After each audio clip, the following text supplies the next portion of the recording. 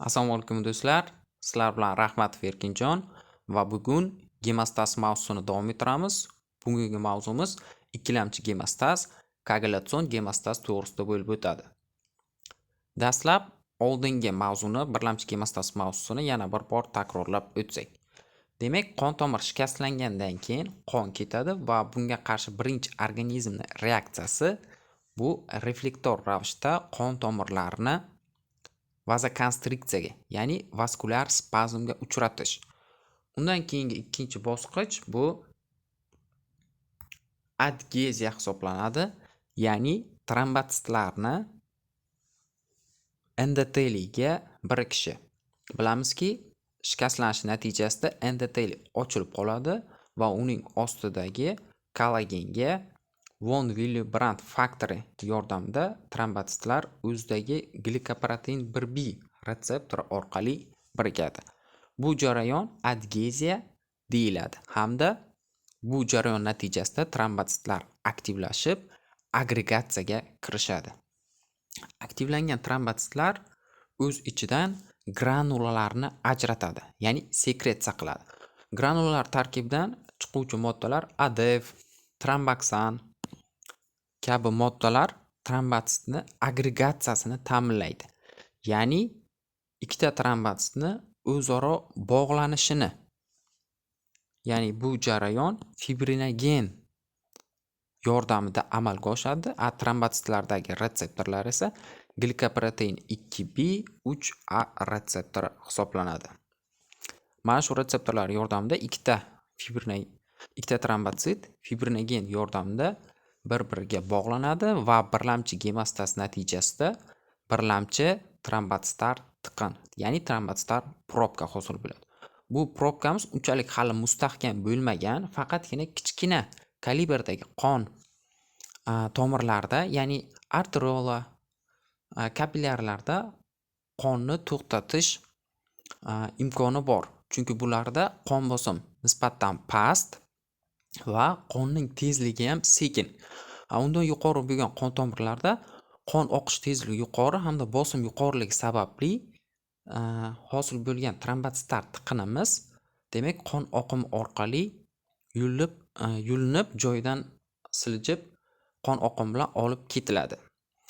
Koagulyatsion gemostasdan mohiyat esa fibrin turlarini hosil qilish.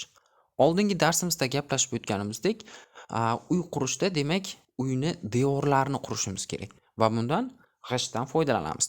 G'ishtni shunchaki birlamchi gemostas deb oladigan bo'lsak, g'ishtni yaxshilab mustahkam devor sifatida qurishimiz uchun g'ishtni orasiga sement qo'yamiz va mana shu sement vazifasini fibrin bajarib beradi. Demak, koagulyatsion faktorlar oxir oqibat fibrin hosil qiladi. Bu jarayon bir nechta koagulyatsion omillar, ya'ni plazma faktorlarining aktivlanishi ishtirokida kechadi. Bular plazmada noaktiv holatda saqlanadi. Keyinchalik gemostas reaksiyasi davomida birin-ketinlikda aktivlanib, oxiri fibrin hosil qiladi.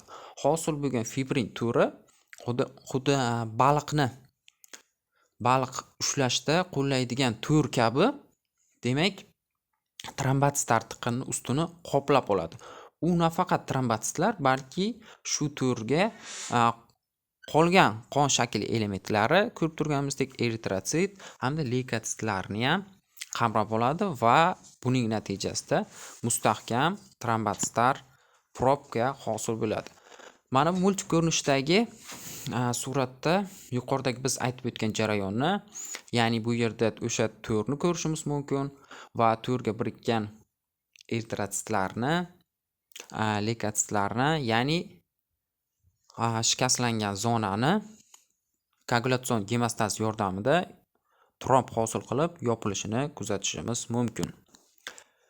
Aytib o'tganimizdek, koagulyatsion gemostas qon ivish faktorlari yordamida amalga oshiriladi. Bular jigar tomonidan sintezlanuvchi qon faktorlari bo'lib, noaktiv holatda bo'ladi.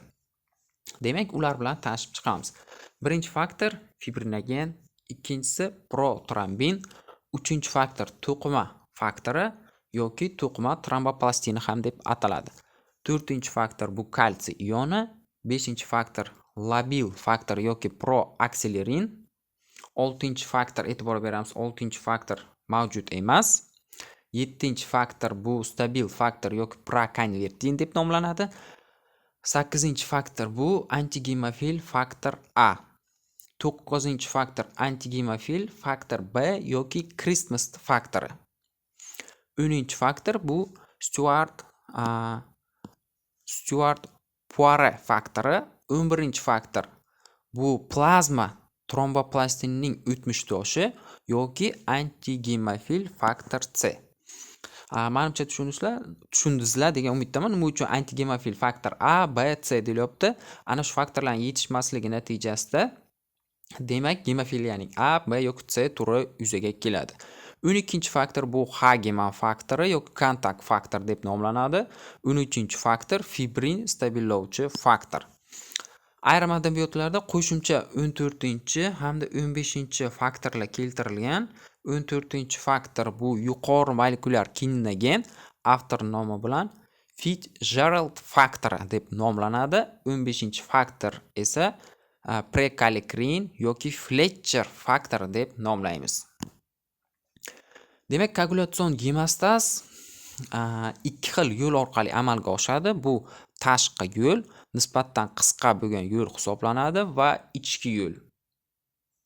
Koagulyatsiya jarayonining normal kechishini mana shu tashqi hamda ichki yo'lni faoliyati qanday kechishiga qarab laborator analizlar bor. Keyingi darslarda nasib bo'lsa gaplashib o'tamiz. Shularga qarab bilib olish mumkin. Demak, fibrin, oxir oqibat fibrin hosil bo'lish jarayoni koagulyatsion gemostazda 3 bosqichli kechadi. Birinchi bosqich bu protrombin aktivatorining hosil bo'lishi. Ikkinchi bosqichda protrombindan trombin hosil qilish va uchinchisi fibrinogendan fibrin hosil qilish. Demak, aytib o'tganimizdek, bu tashqi hamda ichki yo'ldan boshlanadi. Tashqi yo'l aytib o'tganimizdek, bu qisqa yo'l hamda tashqi yo'l qon bilan bog'liq bo'lmagan, ya'ni qon tomir devori bilan bog'liq bo'lgan yo'l. Qon tomir devorining, masalan, olaylik endoteliyni yoki silliq mushaklarning shikastlanishi natijasida boshlanadi va 3-faktordan ajralishi bilan boshlanar ekan. Xo'p, davom etamiz. Endi tashqi yo'l haqida gaplashib o'tamiz. Aytib o'tganimdek, 3-faktor aktivlanishi bilan 3-faktor qonga chiqishi bilan boshlanadi.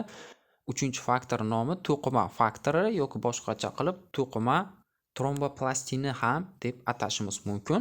Demak, buni tarkibiy qismi hujayra membranasini fosfolipidlardan hamda lipoproteinlardan iborat ekan. Hosil bo'lgan 3-faktorimiz 7-faktorni aktiv 7A faktor ko'rinishiga keltiradi. Undan keyingi jarayon, demak, bular reaksiya nima deydi? Kaskad reaksiya ketma-ketlikda kechadi. Ya'ni xuddi zanjir ketma-ketlikda 3-faktor 7-faktorni aktivlab 7A faktorga o'tkazdi. 7-faktorning vazifasi 10-faktorni aktivlab 10A faktorga o'tkazish. Ya'ni buni mnemonika qilib 3 + 7 = 10 deyishimiz mumkin. Demak, tashqi yo'l 3 bosqichli jarayon bilan kechadi dedik. Birinchisi to'qima tromboplastinning ajralishi, keyin aktiv 10-faktorning hosil bo'lishi va 10-faktor ishtirokida protrombin aktivatorining hosil qilinishi.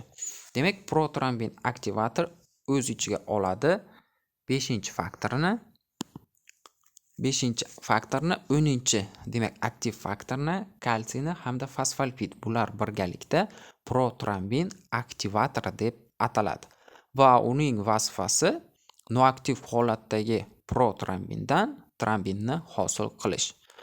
Trombinni funksiyasi esa bu proteolis aktivlikka ega bo'lgan, fermentativ aktivlikka ega bo'lgan, demak, qon omili bo'lib fibrinogendan fibrin hosil qiladi.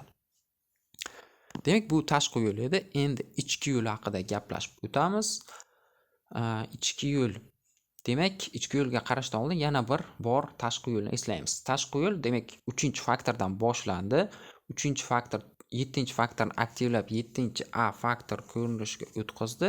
7-chi A faktor 10-chi faktorni 10-chi A faktor ko'rinishga o'tkazadi va 10-chi faktor bu aynan umumiy yo'l hisoblanadi. Tashqi hamda ichki yo'l umumiy 10-chi faktor bilan bog'lanib umumiy yo'lga ulanadi.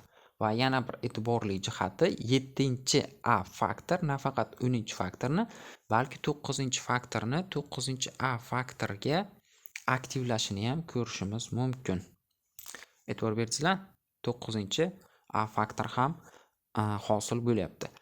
Endi ichki yo'l 12-chi faktor, ya'ni kontakt faktori. Boshqacha qilib Hagman faktoridan boshlanadi.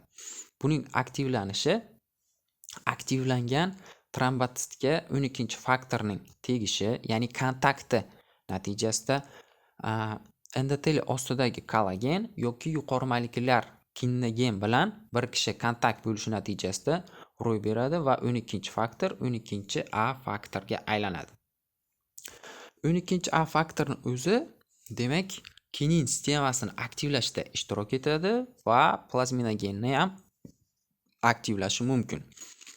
Endi kinin sistemasini aktivlanishi to'g'risida qisqacha gaplashib o'tamiz. Bu yerda demak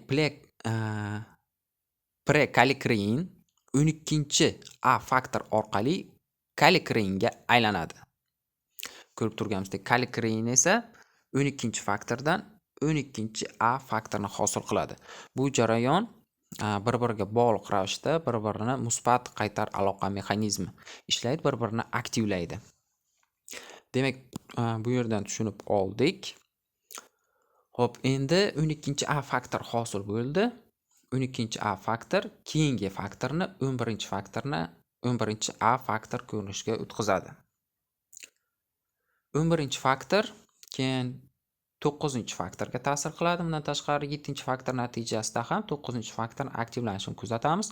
Natijada 11-chi A faktor hosil bo'ladi. 11-chi A faktor demak keyingi faktorga 9-chi faktorga ta'sir qiladi. 9-chi faktorni aktiv 9-chi A faktor holatiga o'tkazadi. Va keyingi bosqich bu 8, 9 kalsiy va fosfolipid birgalikda 10-chi faktorni aktivlaydi. Demak, qaranglar, jarayon tashqi yo'l ham, ichki yo'l ham 10-chi faktorga olib keladi. Tashqi yo'l 3, undan keyin plus 7 teng 10 dedik. 10-chi faktorga olib kelish kerak. Endi ichki yo'l 12 bu aktivlaydi 11 ni. 11 dan keyin demak 10 bu yerda bo'lgandan keyin 9, 9 dan keyin 8 va 8 dan keyin 10 ga yetib keladi. Demak, xuddi shu bosqichlar amalga oshyapti. Endi 10-chi faktorni aktivlovchi kompleksimiz bu tenaza kompleksi deb ataladi. Tenaza kompleks, ya'ni biz gaplashib o'tgan mana bu kompleksimiz 9-chi faktor, 8-chi faktor, kalsiy hamda fosfolipid birgalikda tenaza, ya'ni 10-chi omilni aktivlovchi faktor. Ten inglizcha o'sha 10 raqami. 10 aktivlovchi faktor hisoblanib, 10 ni 10A shakliga aktivlanadi, ya'ni umumiy yo'l hosil bo'ladi. Undan keyin esa umumiy yo'lda protrombin aktivatorini hosil qilamiz. Ya'ni protrombin aktivator o'z ichiga oladi 10-chi faktor, 5-chi faktor, kalsiy hamda fosfolipid. Va buni vazifasi aytib o'tganimizdek, protrombindan trombin hosil qilish. Trombin esa enzimatik, ya'ni fermentativ aktivlikka ega va trombin ta'sirida fibrinogen parchalanib, quduq qaychi singari fibrinogenni kesadi. Natijada undan fibrin monomeri hamda fibrinopeptidlar hosil bo'ladi. Fibrinopeptid A, fibrinopeptid B. Keyin esa polimerizatsiya jarayoni yuzaga keladi.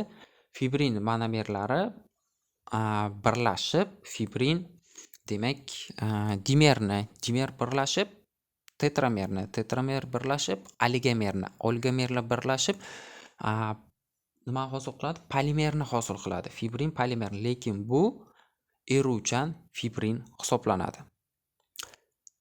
Keyin esa 13-chi A faktor yordamida